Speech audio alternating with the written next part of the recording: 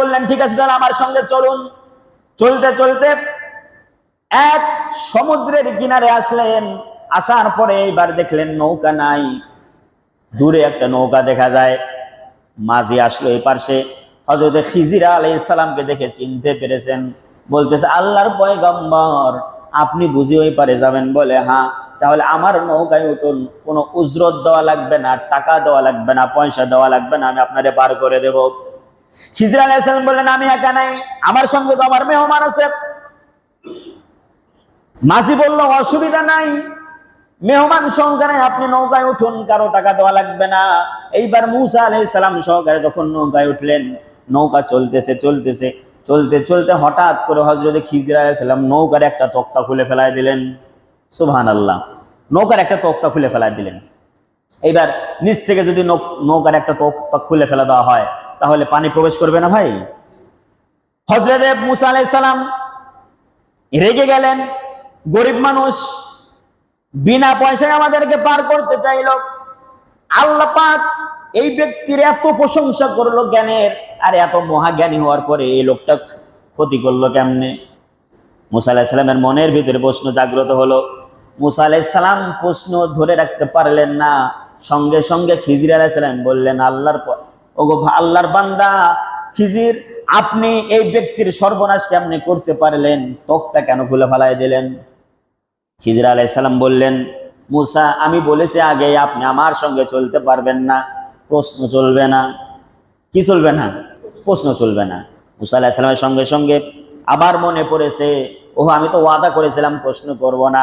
এইবার হযরত খিজির আলাইহিস সালাম বলতেছেন আপনি আমার কাছ থেকে চলে যান, আপনি আমার সঙ্গে চলতে পারবেন না। হযরত মুসা আলাইহিস সালাম বললেন ভাই আমার এইবার ক্ষমা করেন, আমি আর দ্বিতীয়বার কোনো প্রশ্ন করব না।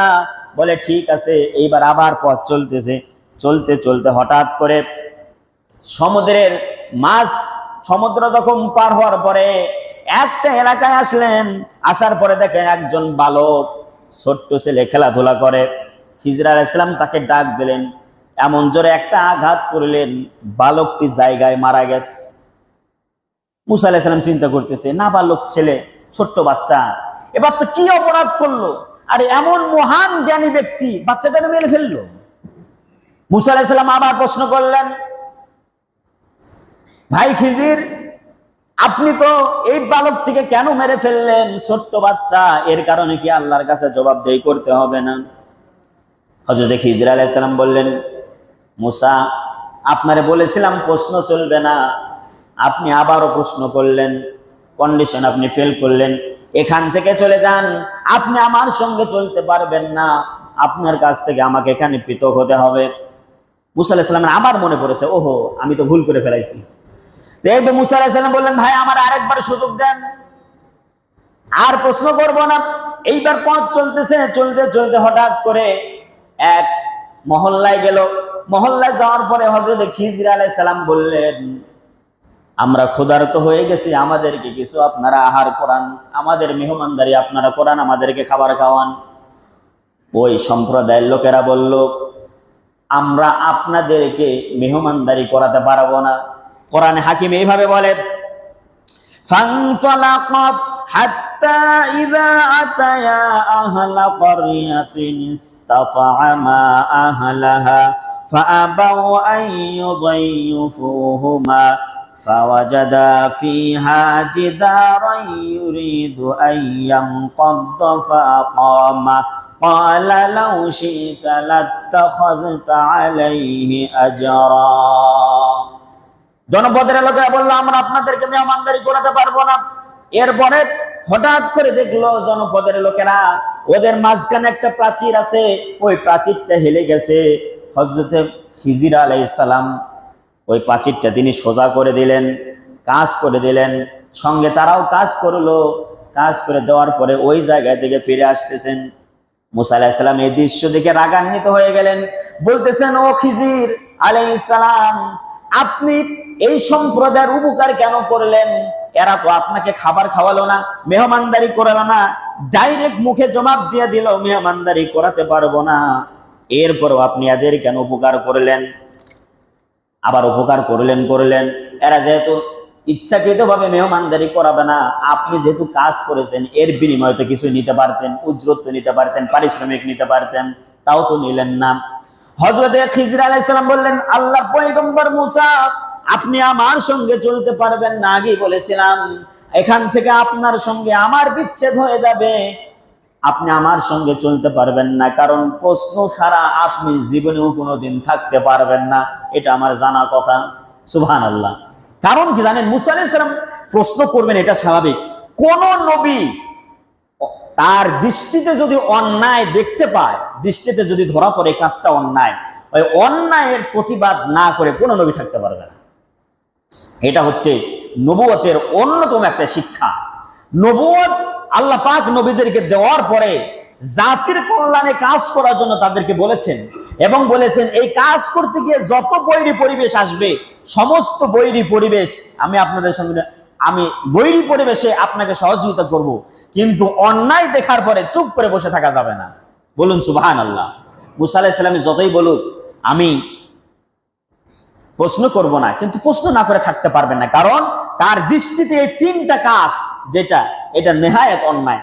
খিজর আলাইহিস সালাম এত বড় মানুষ, তিনি এই কাজটি কেন করলেন? তিনি কি অন্যায় করেছেন? কোরআনুল কারীমের ভিতরে সমস্ত জবাব আল্লাহ পাক এভাবে দিয়েছেন।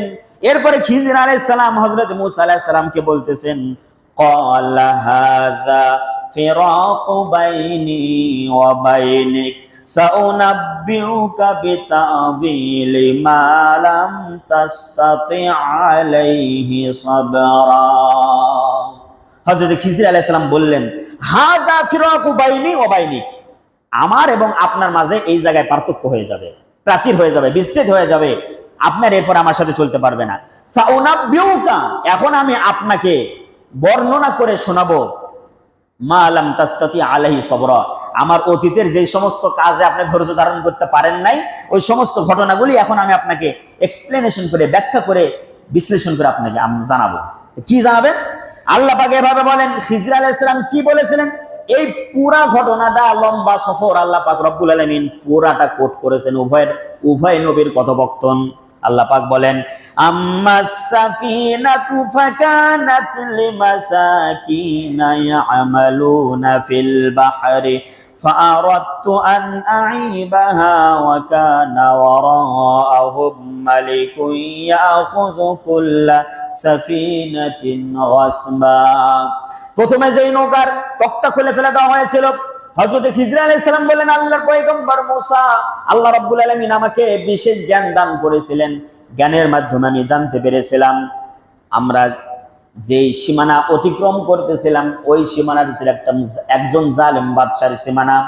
ওই জালেম বাদশা যতগুলি নৌকা যাচ্ছিল, ত্রুটি মুক্ত যতগুলি নৌকা যাচ্ছিল, সমস্ত নৌকাগুলি ছিনতাই করে নিয়ে যাচ্ছিল জালেম বাদশার প্রতিনিধিরা। কিন্তু এই তক্তা এই কারণে খুলে ফেলাই দিলাম, খোলা ফেলাই দেওয়ার কারণে ত্রুটি যুক্ত হয়ে গেছে। ত্রুটি যুক্ত হওয়ার কারণে এই গরিব ব্যক্তির নৌকাটা হারাতে হলো না। এই ব্যক্তির সয় সম্বল একমাত্র এই নৌকা। নৌকা যদি এই ব্যক্তি আজকে হারায় ফেলতো, তার রুটি রুজির জন্য অনেক হুমকি হয়ে যেত। কিভাবে সে রিজিক অন্বেষণ করবে, কিভাবে সেই ব্যক্তি ইনকাম করবে, সোর্স অফ ইনকাম বন্ধ হয়ে যেত। এই কারণে আমি ত্রুটি যুক্ত করে দিয়েছি, জালেম বাচ্চার হাত থেকে নৌকাটা সে ব্যক্তি রক্ষা পেয়েছে। 2 নাম্বার, যে বালকটাকে আমি হত্যা করেছিলাম, কোরআন হাকিম একে ধারাবাহিকভাবে বর্ণনা করছে, সময়ের সংক্ষিপ্ততার কারণে আমি আপনাদের মাঝে সংক্ষেপ করেছি। যে বালকটাকে মারছি, ওই বালকটা ছিল হচ্ছে, আমাকে আল্লাহ পাক বিশেষ জ্ঞান দ্বারা জানাই দিয়েছিলেন, এই বালকটা ভবিষ্যতে হবে পথভ্রষ্ট, মালা ও অভিশপ্ত, তাওহীদের বিপক্ষে কাজ করবে। আর এই বালকের বাবা মা হচ্ছে অনেক ভালো একজন মানুষ। এমনকি তাওহীদের বিপক্ষে অবস্থান নিতে নিতে এমন পর্যায়ে যাবে, বাপ মাকে পর্যন্ত ধর্মহীন করবে, শিরকিয়াতের দিকে নিয়ে আসবে। এই কারণে আল্লাহ আমাকে জানিয়েছেন, এই কারণে হত্যা করেছি। ভবিষ্যতে আমি আশা করতেছি আল্লাহ পাক তাদের ঔরস থেকে, গর্ভজাত থেকে একজন নেক সন্তান আল্লাহ পাক তাদেরকে দান করবে। তাফসীর ইবনে কাসির, কাশফ, বাইজাবি, এই সমস্ত কিতাবের ভিতরে তাফসীরের ভিতরে উল্লেখ করেছে, এই সন্তানের পিতা মাতার গর্ভে আল্লাহ পাক রব্বুল আলামিন জগৎ বিখ্যাত একজন মহান ব্যক্তিকে আল্লাহ পাক দান করেছিল। বলুন সুবহানাল্লাহ। 3 নাম্বার, যে প্রাচীরটা আমি সোজা করে দিলাম, ওই প্রাচীরটি সাধারণ কোনো ব্যক্তির প্রাচীর ছিল না, ওই সম্প্রদায়ের ভিতরে দুইজন এতিম বালক ছিল। ওই বালকরা ছিল ওই সমাজ অসহায়, ওই বালকদের প্রাচীর ছিল। ওই প্রাচীরের নিচে তাদের খনিজ সম্পদ ছিল। ওই প্রাচীরটা যদি এখন ভেঙে পড়ে যেত, খনিজ সম্পদগুলি দেখা যেত, বালকদ্বয় সম্পদগুলি নিতে পারতো না। মানুষেরা, সম্প্রদায়ের লোকেরা অনেক হিংস্র। আপনি তো দেখতেই পাইলেন, ওরা আমাদেরকে খাওয়াইলো না, মুখের উপরে জবাব দিয়ে দিল।